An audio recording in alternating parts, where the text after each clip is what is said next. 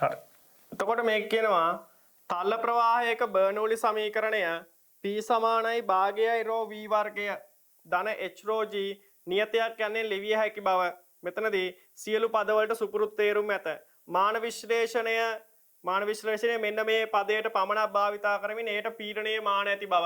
එනම් මෙතනදී භාගයයි ρ v වර්ගයේ මාන අපිට ඒක ලියන්න පුළුවන් භාගයට මාන නැහැ. භාගයට මාන නැහැ. එතකොට භාගයේ මාන 1යි. ρ වල මාන ml මෙතනදී ml ඍණ 3නේ.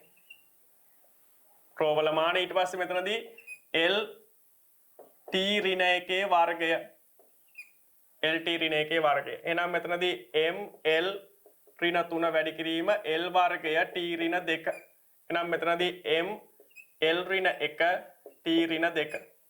එහෙනම් මෙතනදී ගත්තොත් ඉතින් අපිට ලියන්න පුළුවන් මේ මොනවද? පීඩනයේ මාන. එහෙනම් අපිට ලියන්න පුළුවන් පීඩනය කියන කෙනාගේ මාන. හරිද? එහෙනම් භාගයයි ρ v වර්ගය කියන කෙනාගේ මාන සමානයි පීඩනය කියන කෙනාගේ මාන. නැත්තම් මේක හදාගත්තට පස්සේ උත්තරේ වාක්‍යයකින් ලියන්නත් පුළුවන් භාගයයි ρ v වර්ගය යන පදයට පීඩනීය මාන ඇත කියලා. හරිද? එතකොට මේක හදනවට මෙන්න මේකෙදී මේකේ මාන කියලා මෙන්න මේ ප්‍රකාශනය ලියනවට 1යි. ලකුණු 1යි. හරිද? ඊට පස්සේ මේකට පීඩනීය මාන ඇත කියලා ලියනවට භාගයයි ρ v වර්ගයට පීඩනීය මාන ඇත. මේවට ලකුණු නැහැ. මෙන්න මේක ලියනවට විතරයි ලකුණු තියෙන්නේ. හරිද?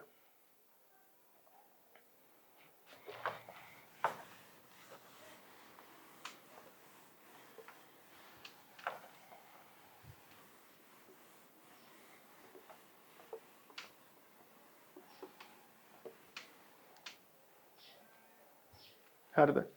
හරි. ඊට පස්සේ මේක කියනවා පොළවට සාපේක්ෂව v ප්‍රවේගයකින් වාතය හරහා තිරස්ව වම් අතට ගමන් කරන අහස් යානයක තටුවක හරස්කඩ රූපය මෙතනදී හරස්කඩ රූපය පෙන්වා ඇත.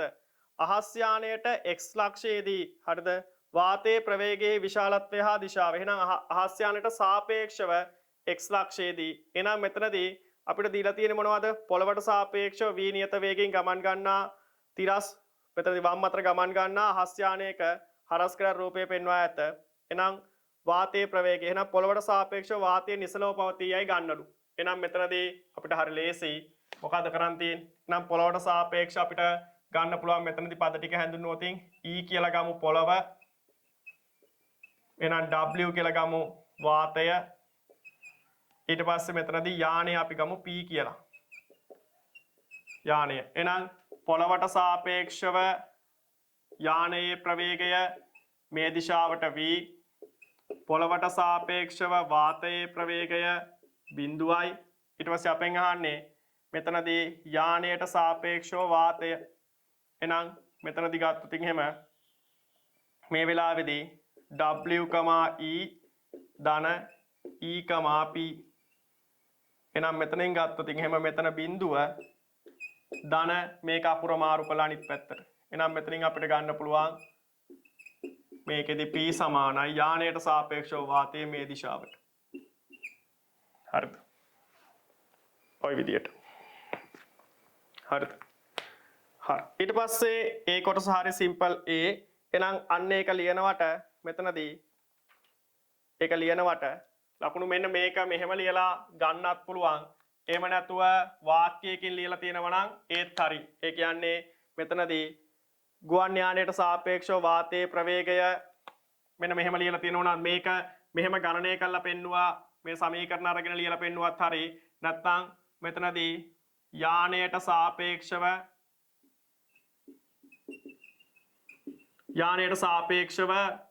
මෙතනදී වාතයේ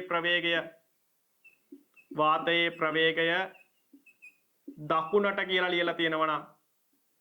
දකුණට කියලා ලියලා තියෙනවා නම් ඒත් නිවැරදි. එහෙම නැත්නම් v ඇඳලා මේ දිශාවට මෙහෙම දාලා තියෙනවා නම් ඒත් නිවැරදි. එතකොට එක්ක මෙහෙම හදලා පෙන්නලා තියෙන්න ඕනේ, එක්ක මෙහෙම වාක්‍යයකින් ලියලා පෙන්නන්න ඕනේ දකුණට කියලා හරි. නැත්නම් මේ දිශාවට ඊතලයක් දක්වලා හරි. ඒ විදිය ඕන විදියකට ලකුණු හම්බ වෙනවා. එතකොට එක ලකුණයි මේ විදිය ඕන එකකින් තිබ්බනම් හම්බෙන්නේ. හරිද? එක ලකුණයි. මේක හදලා පෙන්වීම අත්‍යවශ්‍ය නෑ. හොඳ. හදලා පෙන්වීම අත්‍යවශ්‍ය නෑ. හරිද? ඊට පස්සේ ඊළඟට රූපසාන පොඩ්ඩක් ඇඳ ගන්න ඕන වෙනවා. මම ඒක අඳින්නම්. ඔය මේ මම මේක අහස් යානයේ සිද්ධිය තියරි පන්තිය 22 තියරි පන්තියේදී උගන්වනකොට මම මේකෙදි කියලා දුන්නා මෙන්න මේ එකම අනාකූල රේඛාවට තමයි බර්නෝලි සමීකරණය දාන්න ඕන. එහෙම නැතුව අත්තටුව යට ඉන්න එකකට නෙවෙයි සමීකරණය යොදන්නේ කියලා. හරිද? ඒ වෙලාවේ ළමයි මට හිතන්නේ එක ළමයෙක් වගේ ඒක පොඩි ගැටලුවක් අරගෙන ඒක ප්‍රශ්න කරා. හරිද? එතකොට ඒක ගැන අන්න ඒ ළමයාට විභාගෙදි පිළිගන්න විදිය ගැන සාක්ෂියක් විදියට මට මේ ප්‍රශ්නේ ඉදිරිපත් කරන්න පුළුවන්. හරිද? මේ ප්‍රශ්නේ ඉදිරිපත් කරන්න පුළුවන්. ඒක ගැටලුවක් වෙලා තිබ්බ ළමයාට. මෙන්න මේක තමයි හරි ක්‍රමය කියන එක කියන්න මට ඒක සාක්ෂියක් විදියට ගන්න පුළුවන්.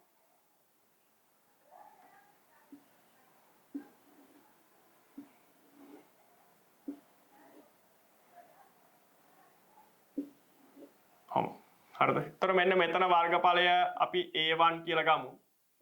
මෙන්න මෙතන වර්ගඵලය a2 කියලා ගමු. a2 කියලා ගමු. එහෙනම් අපිට ওই විදිහට තියෙන්නේ. එහෙනම් මෙන්න මෙතනදී වේගය හරිද? මෙතනදී වේගය හරිද? රූපේ පෙන්වා ඇති ප්‍රවාහ නලයක තට්ටුවට ඈතින් පිහිටි හරස් මෙතනදී ඈතින් පිහිටි හරස්කඩ වර්ගඵලයේ a1ද තට්ටුවේ ඉහළ මතින් ගමන් කරන විට ප්‍රවාහ නලයේ අනුරූප හරස්කඩ a2ද වේ. a1 හා a2 අතර අනුපාතය දීලා තිනවා a1 බෙදීම a2 සමානයි 1.2 කියලා. නම් අහස් යානයට සාපේක්ෂව තටුවේ ඉහළ පෘෂ්ඨය මතින් වාතය ගමන් ගන්නා වේගය එනම් මෙතනදී මෙතන වේගය අපිට v කියලා ගන්නලු. මෙතන x ලක්ෂයේ වේගයනේ. x ලක්ෂයේ වගේ තැනක වේගය v කියලා ගන්නලු. යානය දැන් නිශ්චලයි කියලා සරණන්න යානයට සාපේක්ෂවනේ අපි ගන්නෙ දැන්. ගානේදී අපි හිතන්නේ යානයට සාපේක්ෂව. හොඳ. දැන් මෙහෙමනේ කරන්න කියලා කිව්වේ. අයතර x ලක්ෂයේ වේගය v නම් මෙතන ලක්ෂයක වේගයත් v. නම් මෙන්න මෙතන ලක්ෂයක වේගය v ඩෑෂ් ලු. v ඩෑෂ් ලු. ඉතින් මේකට මොකද්ද කරන්න තියෙන්නේ? a1 v1 සමානයි a2 v2 දාන්නයි තියෙන්නේ. බර්නෝලි සමීකරණය යොදන්න නෙවෙයි තියෙන්නේ තාම. ඉස්සරහදී මම මේක කියන්නම්. හරිද? බර්නෝලි සමීකරණය යොදන්න නෙවෙයි තියෙන්නේ. එහෙනම් මෙතනින් දාන්න වෙන්නේ මොකද්ද? a1 v1 සමානයි a2 v2. a1 v1 සමානයි a2 v2. එහෙනම් මේ කීවෙනි කොටසද? සිම්පල් b කොටස. හරිද? එහෙනම් a1 කියන්නේ කීයද? a1 කියන්නේ a1. v කියන්නේ v. එහෙනම් a2 කියන්නේ a2, v කියන්නේ v dash. එහෙනම් මෙතනදී v dash v ඇසුරෙන්නේ එහෙනම් a1 බෙදීම a2 වාරයක් v. එහෙනම් v1 සමානයි 1.2 v. ඔන්න හරි. හරිද? එහෙනම් මේක හොයා ගන්නවට මෙන්න මේ සන්තතිකතා සමීකරණය මෙන්න මේක ලියනවට මේකට ආදේශ කරනවට එක ලකුණයි. මේකට එක ලකුණයි. හරිද? හරි. ඊට පස්සේ බලමු ඊළඟ කොටස. අහස් යානයේ ස්කන්ධය 2.64 වැඩි කිරීම 10.5 කිලෝග්‍රෑම්ද? හරිද? 2.64 වැඩි කිරීම 10.5 කිලෝග්‍රෑම්ද? හරිද? ප්‍රශ්න තියෙන ඒවා අහන්න, ගැටලු තියෙන ඒවා අහන්න. එතකොටයි මේක විසඳගෙන කරගන්න පුළුවන්. ගැටලුකාරී තැන් අහන්න. හරි. එහෙනම් දැන් කියනවා අහස් යානයේ ස්කන්ධයේ 2.4 වැඩි කිරීම 10.5ද තටු දෙකේ මුළු සපල පෘෂ්ඨික වර්ගඵලය 250යි වර්ග මීටරද නම් අහස් යානයේ පොළොව මතින් යාන්තමින් එසවීමට වීහි අවම අගය ගණනය කරන්න. වාතයේ ඝනත්වය කීයද කියලා මෙතන දීලා තියෙනවා ඒ අගය. එහෙනම් මොකක්ද දාන්නේ? අපි මෙන්න මෙතනදී දානවා මෙතන මම අංක 1 කියලා දා ගන්නවා. මෙතන අංක 2 කියලා දා ගන්නවා. හරිද? එතකොට 1 හා 2 ලක්ෂ හරහා 1 හා 2 ලක්ෂ හරහා ගමන් ගන්නා අනාකූල රේඛාවට බර්නෝලි සමීකරණයෙන් හරිද? ළමයි හිතාගෙන ඉන්නේ බොහෝ විට මෙන්න මේ ලක්ෂයටයි තමයි බර්නෝලි ප්‍රමේය යොදන්නේ කියලා. මේ ලක්ෂයටයි තමයි බර්නෝලි ප්‍රමේය යොදන්නේ කියලා. එතකොට එහෙට නෙවෙයි යොදන්නේ. මෙන්න මේ විදියට එකම අනාකූල රේඛාව මත පිහිටි ලක්ෂ දෙකකට තමයි බර්නෝලි ප්‍රමේය යොදන්නේ. ඒක ළමයින්ට තියරි උගන්වද්දී සමහර ළමයි ප්‍රශ්න කරනවා. එතකොට ඒ ළමයින්ට කියන්න තියෙන උදාහරණය ඒක ගැටලුවක් විදිහට Tamanට සැකයක් තියෙනවා නම් නෑ මෙතනටයි යොදන්නේ කියලා මේ අවුරුද්දට අදාළ 2006 ප්‍රශ්නෙට අදාළ රෝස සර්ගේ විවරණ පොත අරගෙන බලන්න. ඒක සර් ඉදිරිපත් කරපු විවරණේ බලන්න. එතකොට එතුමා සඳහන් කරලා තිනවා ඒක මේ ලක්ෂයටයි කිව්වොත් මේක වැරදි. මෙතනටයි පීඩන සමාන වීමක් වෙනවා. එක්තරා සිදුවීමක් හින්දා. හරිද?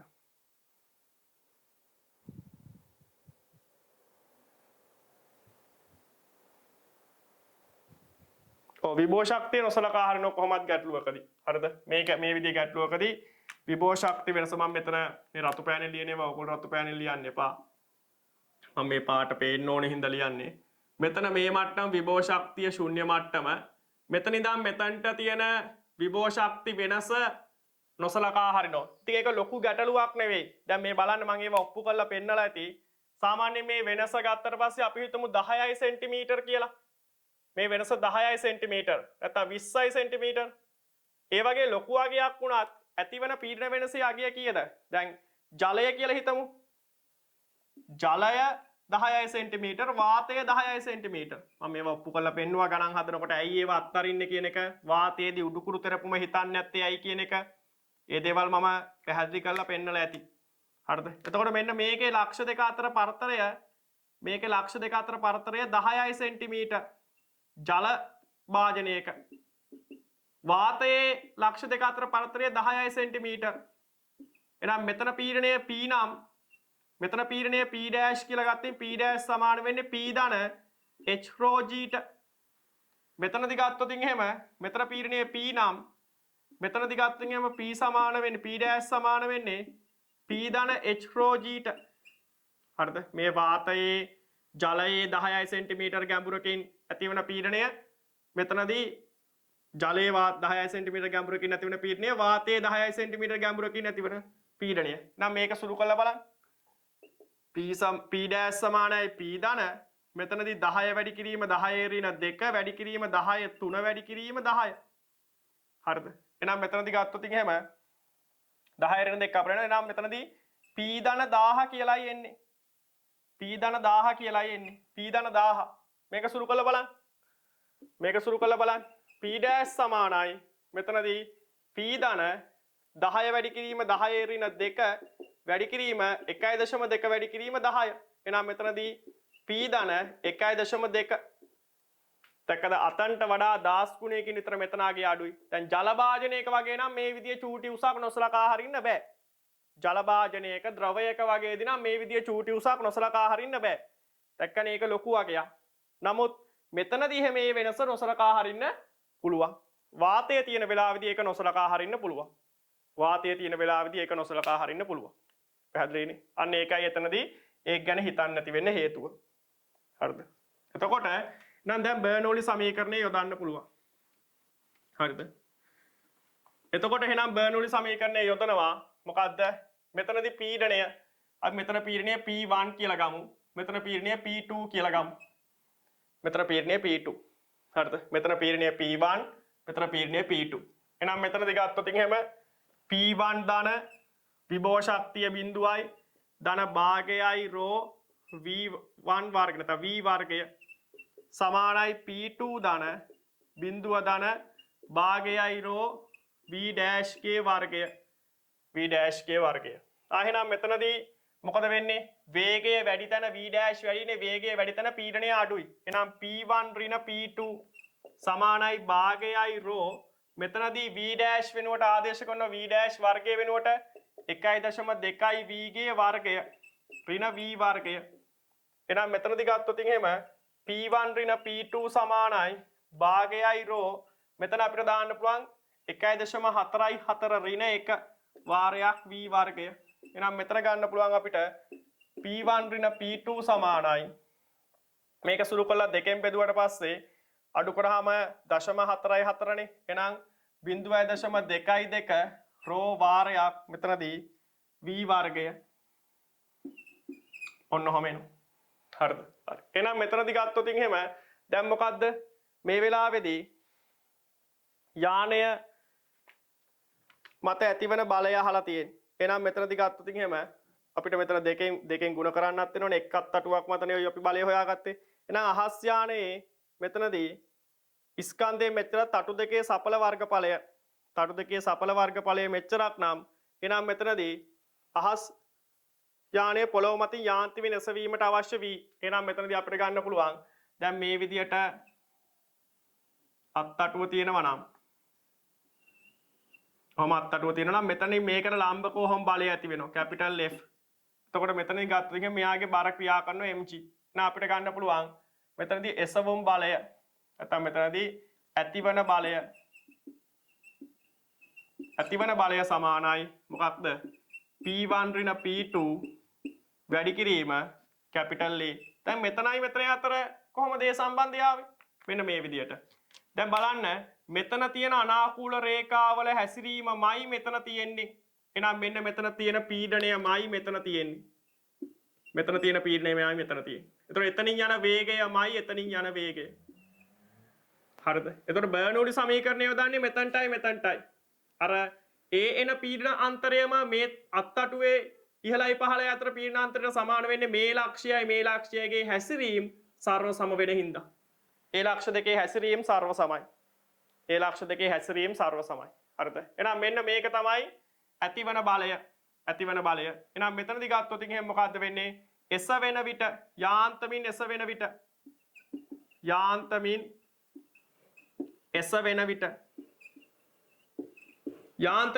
විට මොකද වෙන්නේ? mg සමානයි p1 ඍණ p2 වාරයක් කැපිටල් A. එහෙනම් ආදේශ කිරීමක් තියෙන්නේ mg වල අගය කීයද?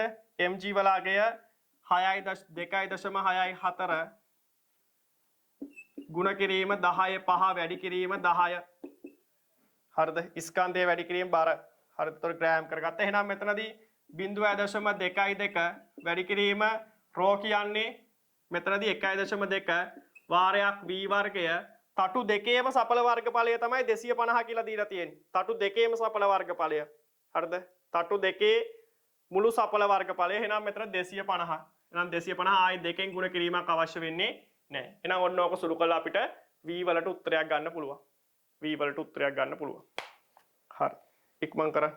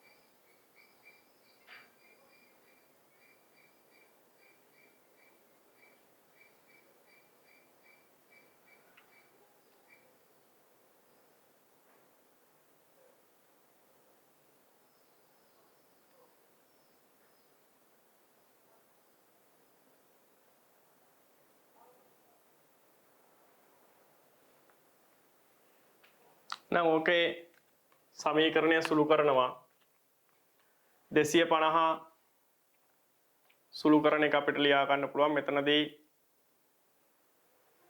සුළු කරාට පස්සේ අපි මේකේ 10 බල විදියට බෙදීම් විදියට යටට ගමු.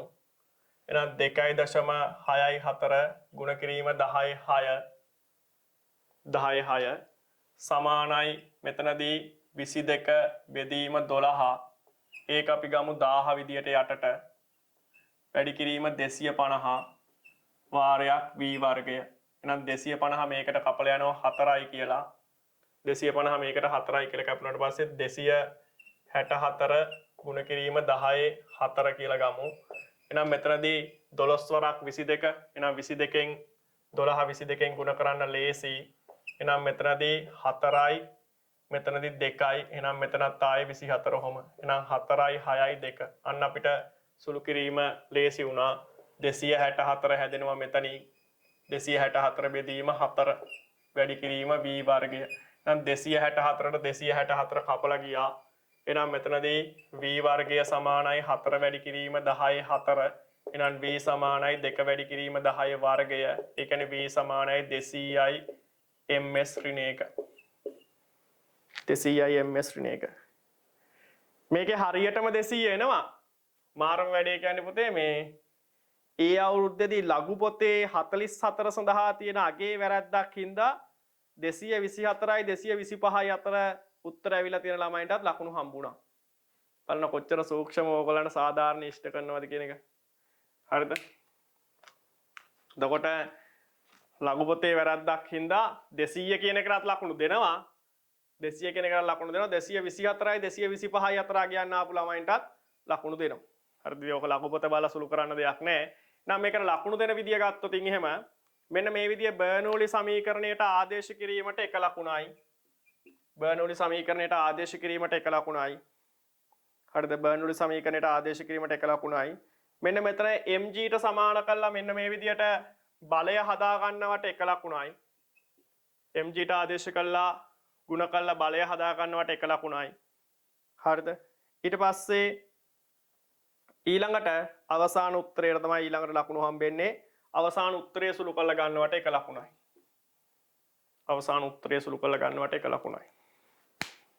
දැන් පැහැදිලිනේ මේවා හැම කටපාඩම් කරන දේවල් මේ අර එකම තිරස් මට්ටමේ නොවුනත් විභව ශක්තිය නොසලකා හරින්නේ කවුරු නම් විතරයිද? වාතය නම් විතරයි. හොඳ වායුවක් නම් විතරයි. ද්‍රවයක් නම් 10 සෙන්ටිමීටර උනත් සලකන්න ඕන. හරිද? ද්‍රවයක් නම් 10 සෙන්ටිමීටර උනත් සැලකීම සිදු කරන්න ඕන. හරිද?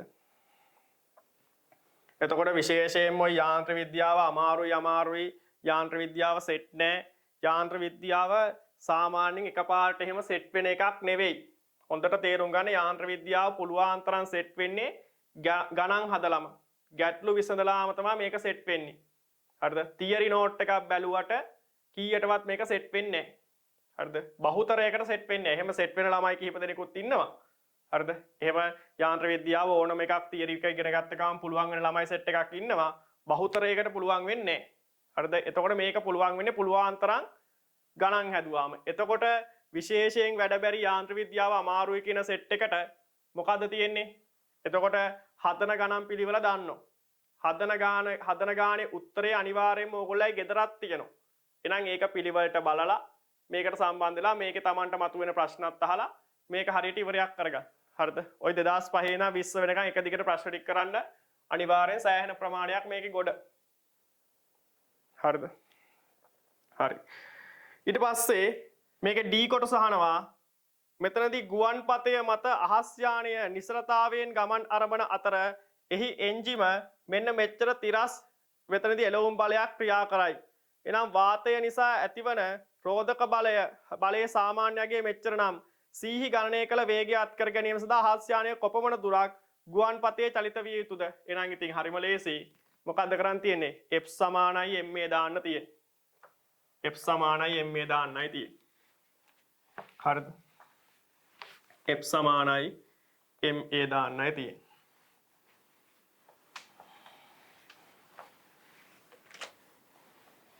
හරිද? හරි. එතකොට මොකද්ද කරන් තියෙන්නේ? එහෙනම් දැන් ඔන්න මම මේකේ රූපයක් අඳින්නම්. දැන් ඔන්න අහස් යානයේ යනවලු. අහස් යානයේ ඔහොම මං රූපයක් අඳින්නම්. මේකේ එළවුම් බලය මේකට දාලා තියෙන බලය එළවුම් බලය විදියට තියෙන්නේ 6 වැඩි කිරීම 10 6යි නිව්ටන්ලු. ප්‍රතිරෝධී බලයක් තියෙනවලු මෙතනදී 7.2 වැඩි කිරීම 10 5යි නිව්ටන්. එහෙනම් මෙයාගේ ස්කන්ධය දන්නවද? ඔව්. 6.2.6යි 4 වැඩි කිරීම 10 5යි කිලෝග්‍රෑම්. අයනම් මෙයා ත්වරණය වෙන විදිය මෙයාගේ ත්වරණය යගේ හොයාගන්න පුළුවන් නේ.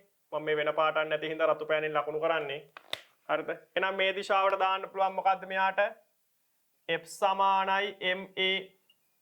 F සමානයි ma දාන්න පුළුවන්. එහෙනම් F කියන්නේ කීයද?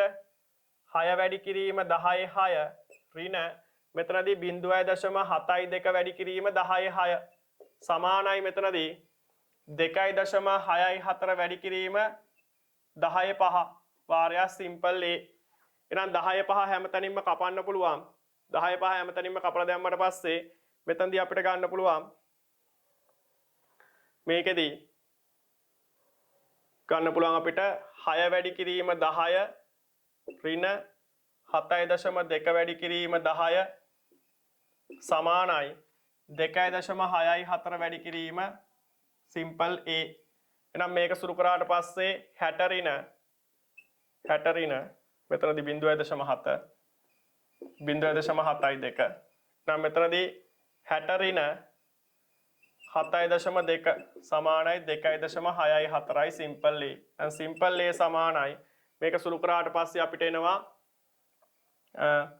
53යි 52.8 බෙදීම 2.64 ms ඍණ 2. බලන්න ඕක සුළු කරලා එනාගේ. මේක සුළු කරාට පස්සේ 20යි ms ඍණ 1 කියලා එවි. ඒ සමානයි 20යි ms ඍණ 2 කියලා එවි මේක සුළු කරාට පස්සේ. හරිද? අන්න එහෙනම් ත්වරණය හොයාගත්තා. දැන් එහෙනම් චලිත සමීකරණ මතක් කරන්න. මොනවද දන්නේ නැත්තේ? මේකෙදි ගත්තොත් එහෙම දැන් අපෙන් අහන්නේ මොකද්ද? මේකේ D කොටසේ අහන්නේ කොපමණ දුරක් ගුවන් පථයේ චලිත විය යුතුද? එහෙනම් දැන් අපි මේකේ දන්නේ නැහැ මොකද්ද? කාලය දන්නේ නැහැ. දැන් මම ඉස්සරහා කොටසේදී ලිව්වේ මේ සමීකරණයේ කාලය නැහැ, මේ සමීකරණයේ අවසාන ප්‍රවේගය නැහැ. ඒ විදිහට විස්තරයක් ලිව්වේ. එහෙනම් දැන් මෙතනදී මොකද්ද? කාලය දන්නේ නැහැ. මෙන්න මේ චලිතයට අදාළව කාලය දන්නේ. එහෙනම් කාලය නැති සමීකරණය මොකද්ද? කාලය නැති සමීකරණය වෙන්නේ එහෙනම් මේ දිශාවට යොදනවා v වර්ගය සමානයි u වර්ගය ධන 2ක් as. එහෙනම් v වර්ගය කියන්නේ 200 වර්ගය අවසාන ප්‍රවේගය. නිශ්චලතාවයෙන් පටන් ගන්න. එහෙනම් බිඳුව ධන 20 මෙතන 2 වැඩි කිරීම 20 වැඩි කිරීම s. එහෙනම් මෙතනදී ගත්තොත් එහෙම මෙතන අපිට ගන්න පුළුවන් කීයද? 200 වැඩි කිරීම 200 සමානයි මෙතනදී කීය දෙන්නේ 400. මෙතනදී නැත්නම් අපි 2 වැඩි කිරීම 2 කියලා ලියමු. 2 වැඩි කිරීම 20. එහෙනම් වැඩි කිරීම s. එහෙනම් මෙතනදී 2 කියලා ගත්තොත් එහෙම 100යි. මෙතනදී 20 කියලා කියන්නේ මෙතන 10යි. එහෙනම් 20 කපලා ගියා. එහෙනම් මෙතනදී s සමානයි 1000යි මීටර්. ඒ කියන්නේ 1යි කිලෝමීටර්. 1යි කිලෝමීටර්. පැහැදිලිද? එහෙනම් මෙතනදී ධාවන පතයේ චලිත විය යුතු දුර 1යි කිලෝමීටර්. නැත්නම් 1000යි මීටර්. හරිද? හරි. එහෙනම් අන්තිම කොටස තියෙන්නේ ඊළඟට ABC කියලා කොටස් තුනක් තියෙනවා. බලමු අපි ඒක. හරිද? ඉක්මන් කරන්න.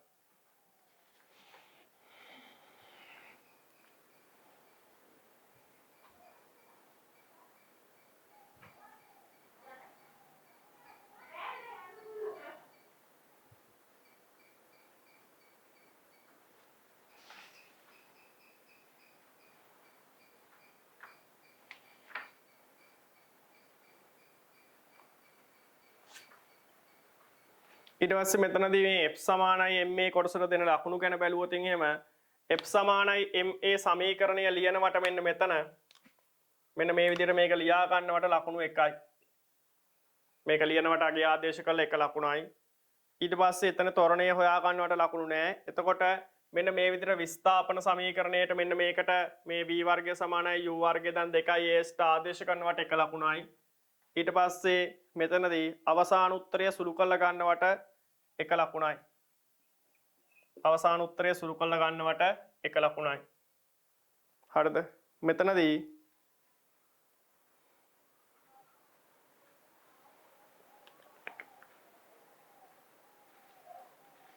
එතකොට මේ කොටසදී C කොටස වැරදි වුණත් මෙන්න මේ කොටසට ලකුණු දෙන්න කියලා තියෙනවා. C කොටස වැරදි වුණත් මේකට ලකුණු දෙන්න කියලා. හරිද?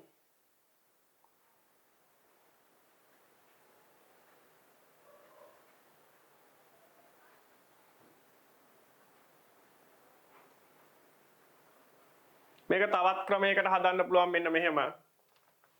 තවත් ක්‍රමයකට හදන්න පුළුවන්. මොකද්ද? මෙතනදී මේක අපිට ගන්න පුළුවන් සංප්‍රයුක්ත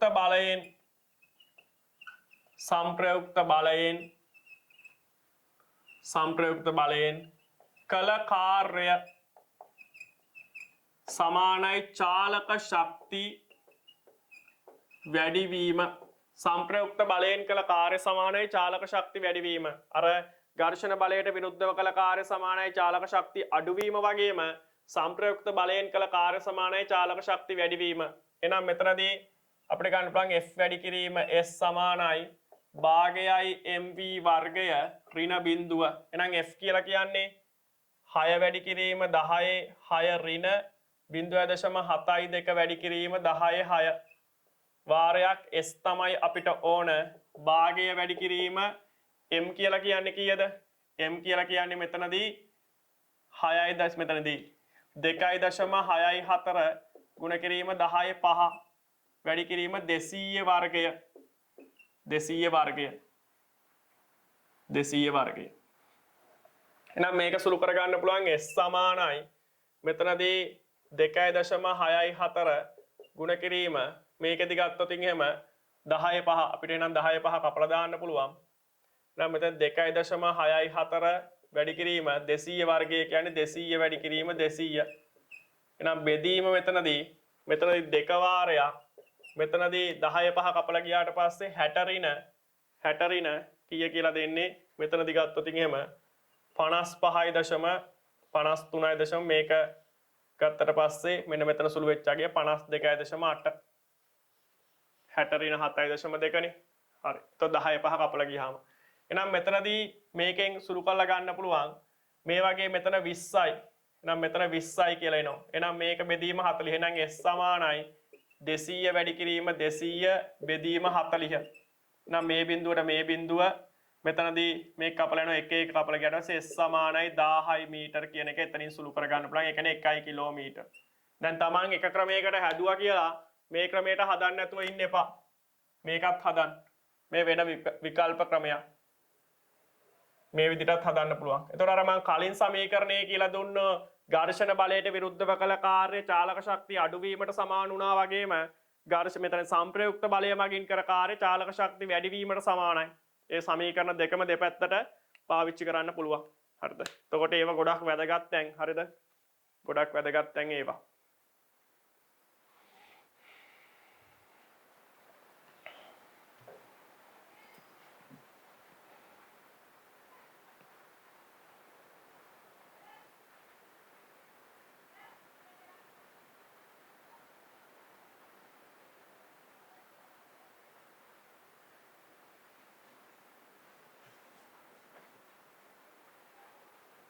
හරිද? හරි. ඊට පස්සේ අපිට මේක ඊළඟ කොටස අහන්නේ ගුවන්ගත වී මොහොතකට පසු තිරසට අංශක 10ක් වන පරිදි ගමන් කරන අහස් යානයක තටුවක හරස්කඩ රූපයේ පෙන්වා ඇත. හරිද? තටුවේ හරස්කඩ ඔබේ පිළිතුරු පත්‍රයේ පිටපත් කොටගෙන තටුවේ ඉහළ හා පහළ අතර පවතින පීඩන වෙනස නිසා තටුව මත ක්‍රියා කරන සපල බලයේ දිශාව අඳින්න. තටුව මත ක්‍රියා කරන සපල බලයේ දිශාව අඳින්න. එතකොට දැන් අපිට මේකෙදී මේක පිටපත් කරගන්නලු. හරි ලේසි ගැටලුවක්. හරිද? දැන් මේ වෙලාවේදී ඔය ඉහළයි පහළයි අතර පීඩන වෙනස විතරද මේ ගුවන් යානයේ ගුවන්ගත වෙන්න හේතුවක් වෙන්නේ? එසවුම් බලය දැන් කල්පනා කරන්න. එසවුම් බලය ඇති වෙන්න හේතුව වෙන්නේ මේ වෙලාවේදී මේ ඉහළයි පහළයි අතර ඇති වෙන පීඩනාන්තරය විතරද? තා වෙන මුකුත් හේතු වෙන දේවල් නැද්ද? ඔන්න තටු ඇඳගත්තා. හරිද? මෙච්චර ආනත වෙන්නේ නැහැ. සාමාන්‍යයෙන් මේක උපරිම ගුවන් යානයක් මෙහෙම මේ ආනත වෙලා තියෙන ආනතිය සාමාන්‍යයෙන් අංශක 12ක් 15ක් විතර. හොඳද? ඊට වඩා ආනත කරන්න යන්නේ නැහැ. ඊට වඩා ආනත කරන්න යන්නේ නැහැ. හොඳ. මෙතන අංශක 10 අවුලක් නැහැ. ඔන්න ඔය විදියට. හරිද? එතකොට ওই විදියට අත්තටු ඇඳගත්තොත් එහෙම කෙනෙකුට මෙතන සංප්‍රයුක්ත බලය කොහොමද වෙන්නේ? පීඩන භාගයේ නැති වෙන සංප්‍රයුක්ත බලය මෙහෙම ක්‍රියා කරන්නේ. මම ඕනම් බල දෙකම ඇඳලා අඳින්නම්. F1 F2 මේක මෙහෙට ලම්බකෝ මේක මෙහෙට ලම්බකෝ කොහොම ක්‍රියා කරන්නේ. එතකොට F1 බලගේ වැඩි F2 බලගේට වඩා. මම මේ අමතර දෙයක් කියන්නේ. හරිද? මෙහෙම අඳින්න අවශ්‍ය නැහැ. හරිද? මෙතනදී මේක දිගත්තට පස්සේ එහෙනම් මෙන්න මේක සංප්‍රයුක්ත බලයේ විදියට හරිද? මේක සංප්‍රයුක්ත බලයේ විදියට ක්‍රියා කරන්නේ F1 ඍණ F2 ඔන්න ඔහොම. මෙන්න මේක ඇඳලා තියෙනවා නම් මේක ලියන්න ඕනත් නැහැ. මේක ඇඳලා තියෙනවා සම්පූර්ණ ලකුණු හම්බ වෙනවා. ඒක ඇඳලා තියෙනවා එක ලකුණක් හම්බ වෙනවා. මේක ඇඳලා තියෙනවා එක ලකුණක් හම්බෙන්න. හරිද? හරි. තර ලබන සතියේ සාකච්ඡා කරන ප්‍රශ්න දෙක මොකද්ද? ලබන සතියේ සාකච්ඡා කරන්නේ 2007 ප්‍රශ්නයයි 2008 ප්‍රශ්නයයි. හරිද? මේ ප්‍රශ්නය ගැනත් මම විස්තර ටිකක් කියන්නම් තව. මේකෙත් වෙනස් කරන්න පුළුවන් තැන්. හරිද? වෙනස් කරන්න පුළුවන් තැන්. ඇත්තට මේ වෙනස් වීම වෙලා විභාගයට ඇවිල්ලා තියෙනවා. හොඳ.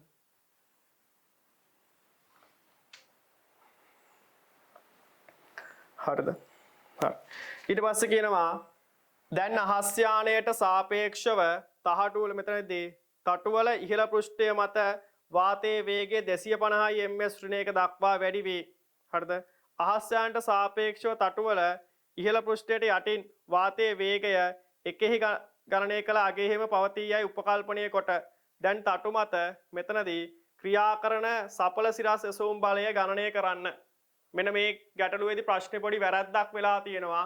ඒකේ වැරද්දක් වෙච්ච හින්දා සුළු කිරීම කරපු නැති ළමයින්ටත් ලකුණු හම්බෙන්න අවස්ථාවක් දීලා තිබ්බා. ඒ කියන්නේ සුළු කිරීම කරන්නේ නැතුව ලකුණු දාලා තියෙන ළමයින්ටත් මේ ලකුණු දුන්නා. හරිද? මම ගාන 40 ඉවර වෙලා මේ ප්‍රශ්නේ තියෙන වැරද්ද මොකක්ද කියන එක කියන්නම්. ප්‍රශ්නේ තියෙන වැරද්ද මොකක්ද කියන එක කියන්නම්. හරිද? හරි. එතකොට මේකෙදි ගත්තට පස්සේ දැන් කොහමද?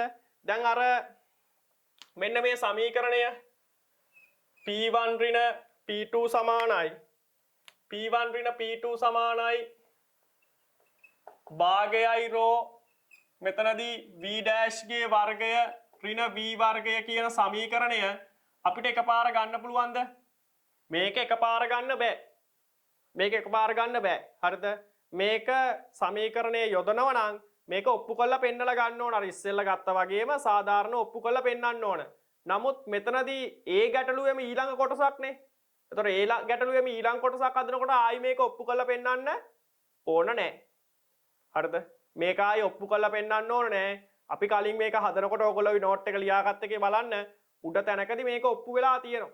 එහෙනම් මේක ඔප්පු වෙලා තියෙන හින්දා ආයේ මේක ඔප්පු කරලා පෙන්වන්න අවශ්‍යතාවයක් කිසිම නෑ. එක ගැටලුවකදී ඒ කියන්නේ සම්මත සූත්‍රයක් නොවන දෙයක් එක තැනකදී ඔප්පු කරලා පෙන්වනවා නම් ආයේ ඒක සම්මත සූත්‍රයක් විදිහට පාවිච්චි කරන්න පුළුවන් ඒ ගැටලුවට. හරිද? එහෙනම් මේක මගින් කොහොමද එන්නේ? එහෙනම් P1 ඍණ P2 දැන් කොහොමද කියන්නේ? භාගයයි මෙතන 1.2 මෙතන V2 වල අගය කීයද කියලා කියන්නේ? V2 වල අගය 250යිලු. එහෙනම් 250 කියන එකේ වර්ගය ඍණ මෙතන V වර්ගය. දැන් මෙතන මම අර කිව්වේ සුළු කළා නැති ළමයින්ටත් ලකුණු දෙන්න උනා කියලා. මොකක්ද ඒ වැරද්ද? දැන් බලන්න මේ ගානේ කියනවා මෙතන B කොටසේ බලන්න පෘෂ්ඨයේ යටින් වාතයේ වේගය ඉහත A මෙතන 2 A හි අගය. ඉහත 2 A හි අගය කියලා ගත්තොත් එහෙම බලන්න 2 A හි අගය 2 A හි මොකක් කියලාද කියන්නේ වාතයේ වේගය 2 A හි අගයේදී කියන්නේ මෙතන 2 A හි අගයේදී කියන්නේ වාතයේ වේගය A මේ V කියලා විතරයි තියෙන්නේ. ඒකේ අගයක් ගැන නැහැ. ඒකේ අගයක් ගැන නැහැ. ඒක හොයන්න තියෙන්නේ මොන කොටසේද? B කොටසේ තමයි හොයන්න කියලා තියෙන්නේ. ඒතර අර අගය තියෙන තැන ගැන ගානේදී හරියට ප්‍රකාශ කරන්න බැරි වෙලා තියෙනවා. ඒතර ළමයෙක් මෙතනට V වර්ගයේ විතරක් දාලා ගාන හදාගෙන ගියා නම් ඒ ළමයාට සම්පූර්ණ ලකුණු හම්බෙලා තියෙනවා. ගානේ පොඩි අඩුපාඩුවක්. හරිද? එතකොට මෙතන 200 කියන එක තමයි ආදේශ වෙන්න ඕන. හරිද? ඒ කියන්නේ V විතරක් දාලා තියෙනවා නම් මේම දාලා තිබ්බත් අර ගානේ ඉදිරිපත් කිරීමේ වැරද්ද හින්දා සම්පූර්ණ ලකුණු හම්බෙලා තියෙනවා. ළමයෙක් සුළු කරන්නේ නැතුව මේකට ඉස්සරහ දේවල් ටික කරලා තියෙනවා නම් V අකුරක් තියාගෙන එයාට සම්පූර්ණ ලකුණු හම්බෙලා තියෙනවා. හරිද? එතකොට අපි දැන් දැනගන්න ඕනේ ඒක පොඩි වැරද්දක් කියලා. අපි මෙතනට 200 ආදේශ කරන්න ඕන. අපි මෙතනට 200 ආදේශ කරන්න ඕන. නම් වැඩි කිරීම 1.2 250 වර්ගය ඍණ 200 වර්ගය. තේරුණානේ? ඒක ගානේ කොටසත් එක්ක බලන්න හරියට ගානේ ඉදිරිපත් කරලා නේ. හරිද? හරි. එතකොට දැන් මේක අහලා තියෙන නැති දෙයක් හින්දා මේක අහලා නැහැනේ. ඒකින්ද ඔතනට සුළු කරගත්තාම ඇති. ඔතනට සුළු කරගත්තාම ඇති. හරිද? හරි. එහෙනම් මෙතනදී ගත්තොත් එහෙම මේකෙදි ගන්න පුළුවන් අපිට අහලා තියෙන්නේ මොකද්ද? මෙතනදී දැන් තටුව මත ක්‍රියා කරන සිරස් බලය, සිරස් එසවුම් බලය ගණනය කරන්න. එහෙනම් මෙතනදී ගත්තට පස්සේ අපිට ගන්න පුළුවන් සිරස්ව ඇතිවන බලය.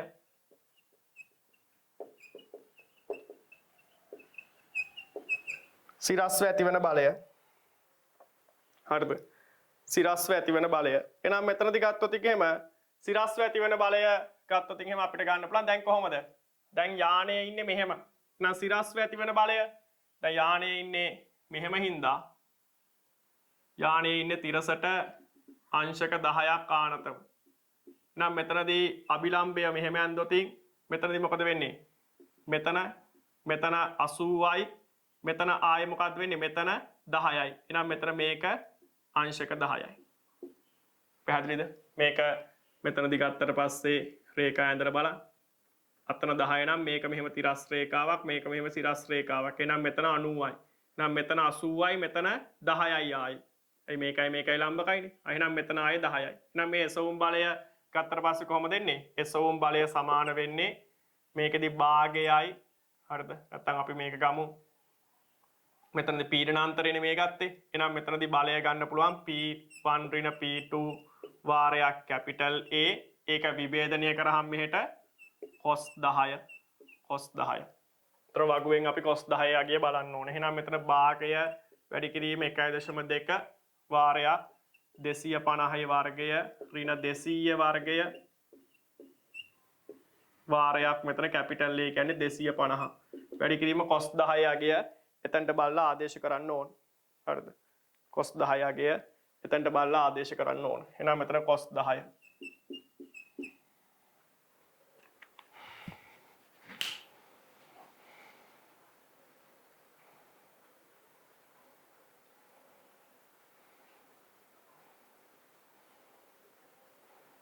හරිද? සිරස්ව ඇති වෙන බලය එහෙනම් මෙන්න මේක ගණනය කරගන්න පුළුවන්.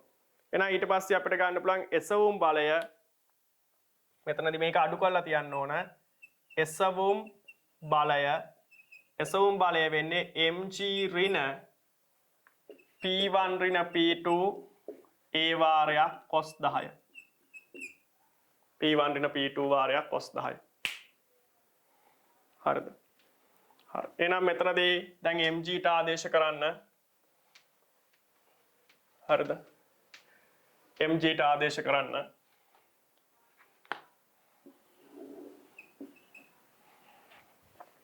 mg ට ආදේශ කරන්න. මෙතනදී mg ට ආදේශ කරන්න පුළුවන් අපිට 6. එසවුම් බලය 2.64 වැඩි කිරීම 10 5 වැඩි කිරීම 10 ඍණ මෙන්න මේ අගය කීයද? භාගය ගැන කිරීම 1.2. මෙතනදී අපිට මෙතන වර්ග දෙකක අන්තරය දාන්න පුළුවන්. එහෙනම් මෙතනදී 250 කියන්නේ 450යි එකතුව 450යි අන්තරය 50යි. අන්තරය 50යි. එහෙනම් මෙතනදී cos 10 කැපිටල් A කියන්නේ ආයෙ පාරක් 250 වාරයක් cos 10.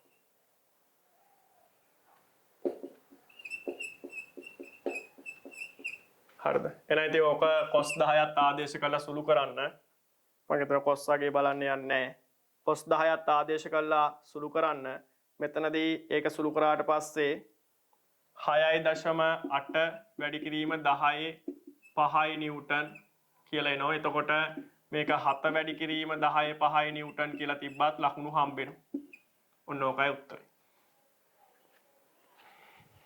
හරිද? හරි. ඊට පස්සේ ඊළඟට මේ ගැටලුවේදී අහනවා මේ ගැටලුවේ අන්තිමට අහනවා.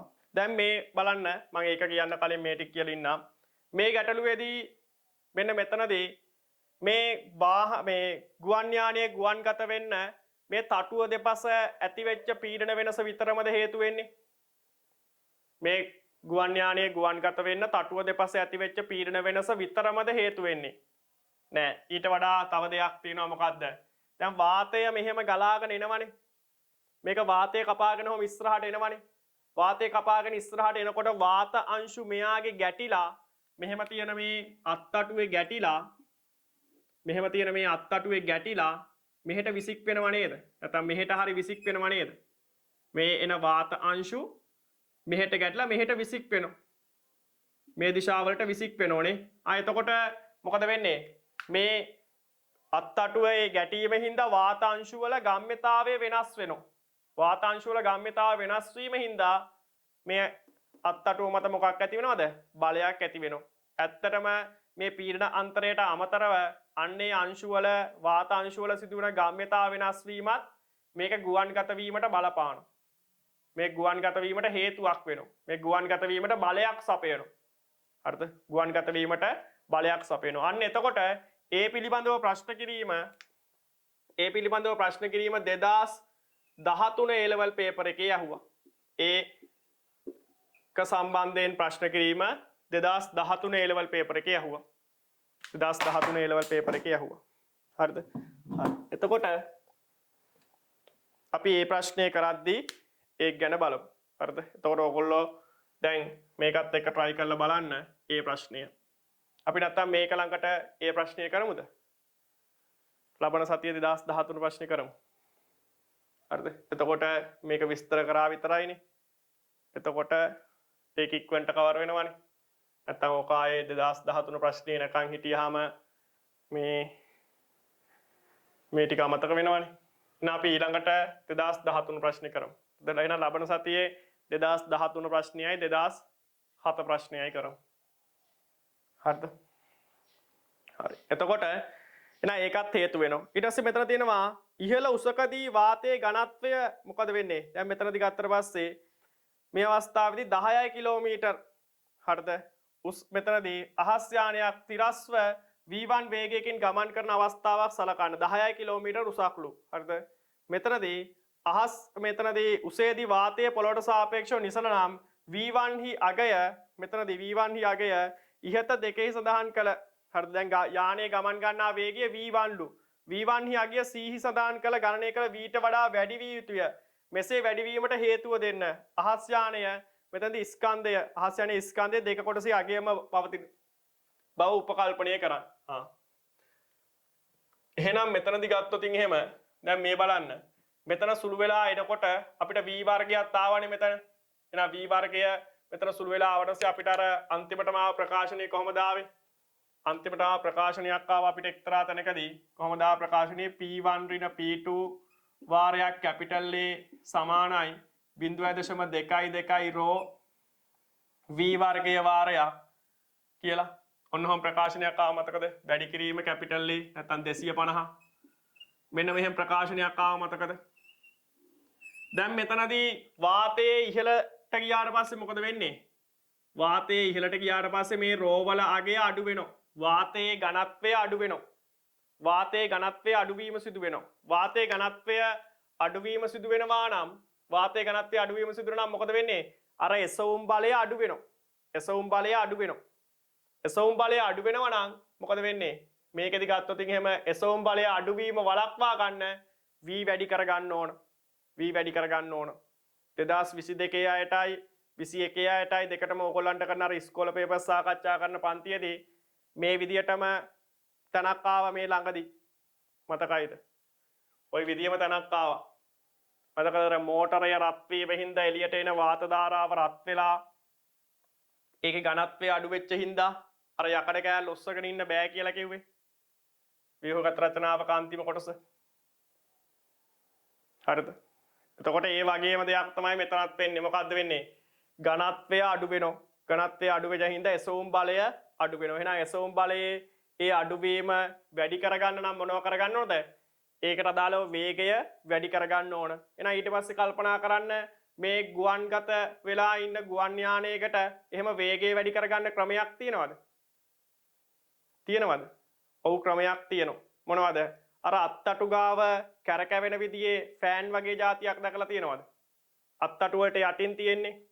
ඔය සමහරක් වෙලාවට ඔය ෆිල්ම් වල එහෙම පෙන්නන්නේ ඒකට ගිනි ගන්නවා මේ මෙතන තියෙන මෝටරේ එහෙම. හරිද? අන්නේ තියෙන රවුම් වලින් තමයි වේගය වැඩි කරගන්නේ. හරිද? මේ එසවුම් බලය හේතු වෙන්නේ මොනවා කරන්න විතරද? මේ හොඳට තේරුම් ගන්න. ගුවන් යානයේ මේ එසවුම් බලය මේ අත්තටුවෙන් ඇතිවන එසවුම් බලය හේතු වෙන්නේ මෙයාගේ බර සන්තුලනය කරගන්න විතරයි. මේකෙන් වෙන මුකුත් කරගන්න බෑ. මේ බලන්න. ගුවන් යානයක් සාමාන්‍යයෙන් ඔහම තියෙනකොට මෙතනදී ওই විදියටනේ. එතකොට මෙන්න මේ අත්තටු මතනේ ඕක ඇති වෙන්නේ. අත්තටු මගින් මේක මත ඇති වෙන එසවුම් බලය මේකට ලම්බකව ඇති වෙන එසවුම් බලය හේතු වෙන්නේ මේකේ බර සන්තුලනය කරගන්න. මේ ඇසවුම් බල හේතු වෙන්නේ මෙයාගේ බර සන්තුලනය කරගන්න. අත්තටු දෙක මත ඉහළට ඇති වෙන ඇසවුම් බලය හේතු වෙන්නේ බර සන්තුලනය කරගන්න. මේ ඉහළට යන ඉදිරියට යන වේගය වැඩි කරගන්න, ඉදිරියට යන වේගය වැඩි කරගන්න මෙන්න මෙතන මෙහෙම රවුම් වගේ දැකලා තියෙනවද? ෆෑන් එකක් තියෙනවා. මේ වගේ දෙකක් තියෙන ඒවත් තියෙනවා. 3 4ක් තියෙන ඒවත් තියෙනවා. සමහරට එකයි තියෙන්නේ. ඒ වගේ. හරිද?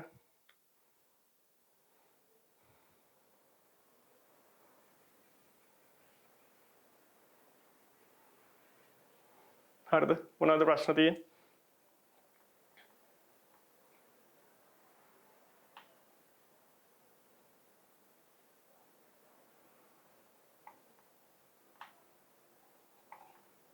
පොඩ්ඩක් ඉන්න ළමයි කිහිප දෙනෙක් ප්‍රශ්න අහලා තියෙනවා.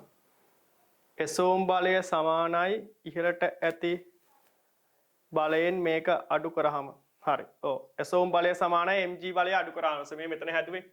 එතකොට මෙන්න මේක හේතු වෙන්නේ මේ ඔසවා දීම, මේ ඔසවගෙන යන අවස්ථාවේදී මේකෙන් තමයි බර සන්තුලනය කරලා තියෙන්නේ.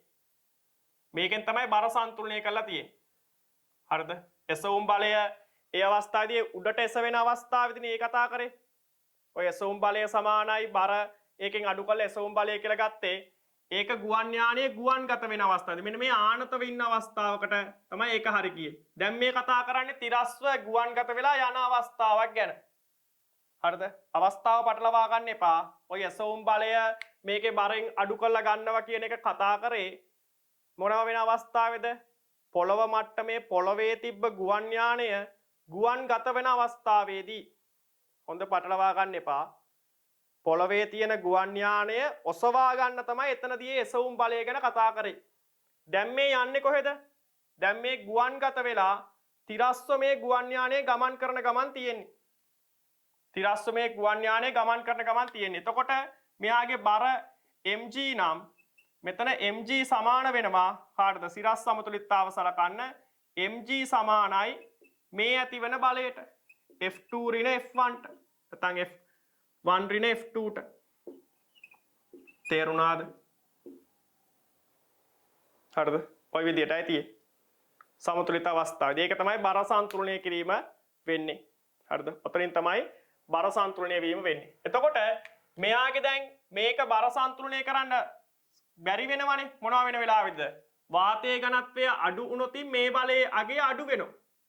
වාතයේ බල ඝනත්වය අඩු වුණොත් මේ බලයේ අගය අඩු වෙනවා. එතකොට ඒක උඩ රැඳිලා තියෙන තත්ත්වයටපත් වෙන්නේ නැහැ. උඩ රැඳිලා තියෙන තත්ත්වයටපත් වෙන්නේ නැහැ. හරිද? එහෙනම් උඩ රැඳිලා තියෙන තත්ත්වයටපත් වෙන්නේ නැහැ. බර සන්තුලනය කරගන්න බැරි වෙනකොට මේක කඩාගෙන වැටෙන්න පුළුවන්.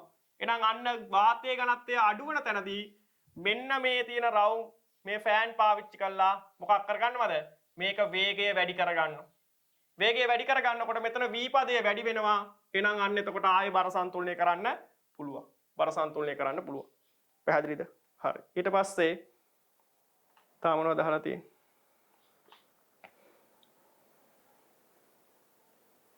ඒවට කුරුල්ලෝ අහු වෙන නිසා ෆේක් ග්ලාස් දාලා තියෙන්නේ. ඔව්.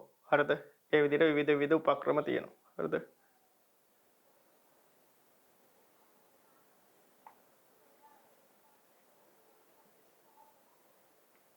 කලින් ලියලා තියෙන්නේ ඒ දෙක මාරු කළා. හා මෙන්න මෙතන ගැන හරිද? ආ මෙන්න මෙතන මට පොඩ්ඩක් මාරු වීමක් වෙලා. මෙන්න මෙතන පොඩ්ඩක් මාරු වෙන්න ඕන. හොඳ. මෙන්න මේ දෙන්න මාරු වීම සිදු වෙන්න ඕන. හරිද? මම මෙන්න මෙතන පැහැදිලි කරන්න. මාරුණුතින් දෙයක් කියන්න හොඳ. එතකොට ඍණාගයක් නෙන්නේ. එතකොට ඒ වැරද්ද අහු වෙනවා. මෙන්න මෙතන මම මේක පෙන්නනවා මෙතන ලියාගෙන ඒක ගැන කියන්න. v වර්ගයේ වැඩි කිරීම හරිද? ඔය විදියට.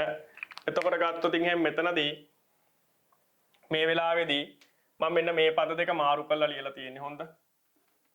මෙන්න මෙතනදී මේ දෙක මාරු කරලා ලියලා තියෙන්නේ. එතකොට මේක වෙන්න ඕන මේකෙන් මෙන්න මේකෙන් මේක අඩු වෙන්න ඕන.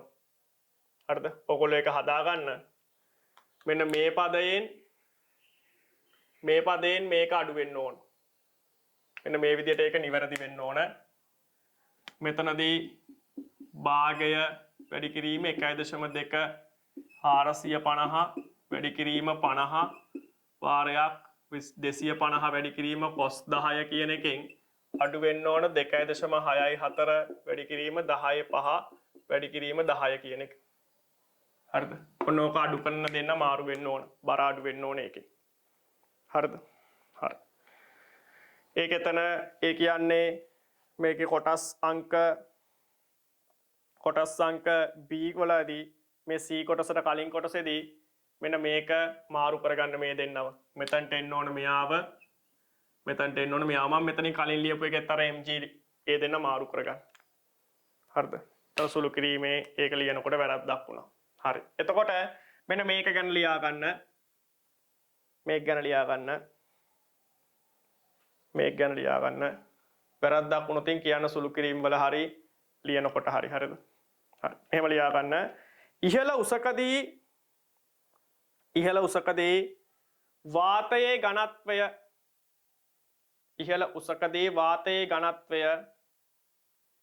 ඉහළ උසකදී වාතයේ ඝනත්වය අඩු අගයක් වේ.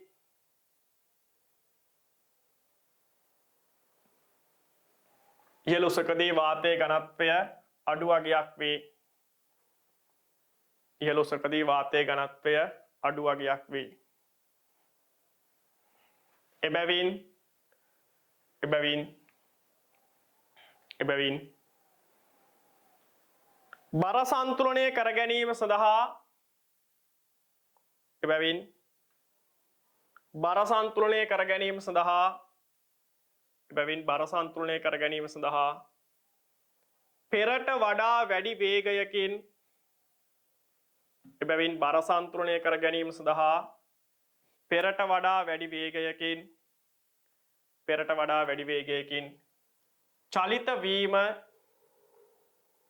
එබැවින් බර සන්තුලනය කර ගැනීම සඳහා පෙරට වඩා වැඩි